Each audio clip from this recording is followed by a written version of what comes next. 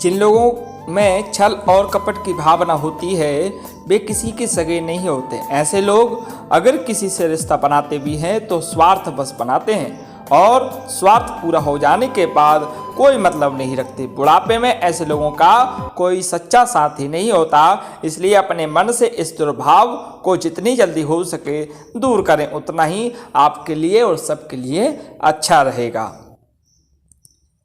नमस्ते, आप देख रहे हैं स्टॉर्म्स ऑफ लाइफ। यह संसार कर्म भूमि है। यहाँ कर्म और कर्म फल की बड़ी सुव्यवस्था है। नरक और नीच योनियाँ पाप के फल हैं। स्वर्ग और ऊंचे भोग ये पुण्य के फल हैं। मनुष्य के जीवन में पुण्य और पाप दोनों का थोड़ा थोड़ा हिस्सा चलता है और जो जैसा करता है वैसा फिर उसको परिणाम भी मिलता है। जयपुर और कोटा के बीच सवाई माधोपुर से थोड़े से दूर पर क्वालजी नामक एक प्रसिद्ध तीर्थ स्थान है। नारायण शर्मा नाम के एक व्यक्ति के कुछ साथी उस तीर्थ में गए। वहां एक भिखमंगे को देखकर नारायण शर्मा के एक साथी का दिल पसीजा। उसने उस भिखारी से पूछा, अरे भाई, ये तेरी दोनों टांगें कैसे कटी? एक्सीडेंट में कटी क्या? एक्सीडेंट से दोनों और बराबर इस ढंग से तो नहीं कट सकती। तू युवक लड़का, इस उम्र में तेरी दोनों टांगें कैसे कटी? युवक ने आंसू बहाते हुए कहा, साहब, मैंने अपने हाथों से ही ये दोनों टांगें काटी हैं।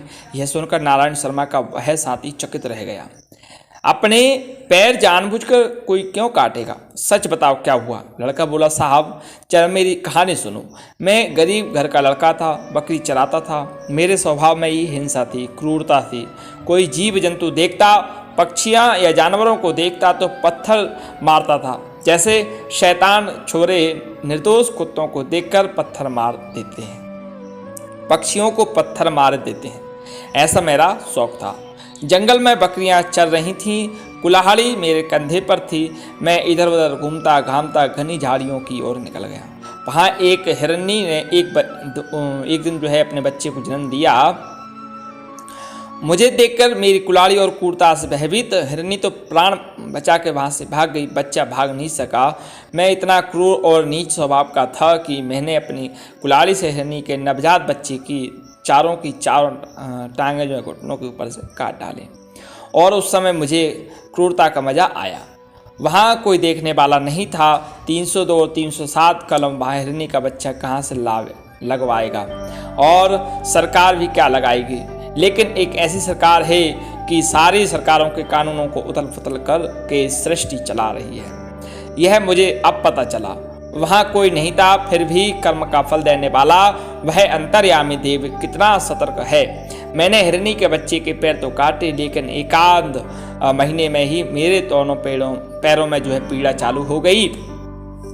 मैं 15-16 साल का युवक इलाज कर करके थक गया। माँ बाप को जो कुछ दम लगाना था लगा लिया। बाबूजी, मैं जयपुर के अस्पताल में भर्ती कराया गया। डॉक्टरों ने कहा गया लड़के को बचाना है तो इसके पैर कटवाने पड़ेंगे, नहीं तो यह मर जाएगा। मैंने दोनों पैर कटवा दिए साहब। मैंने अपनी टांगें आप ही काटी हैं। जब हिरन के बच्चे की टांगें मैंने काटी उस समय किसी ने नहीं देखा था। फिर भी उस समय सबके कर्मों का हिसाब रखने वाला, सब कुछ देखने वाला परमात्मा था।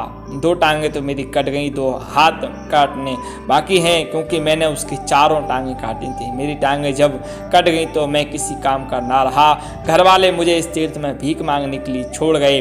कोई किसी का नहीं है।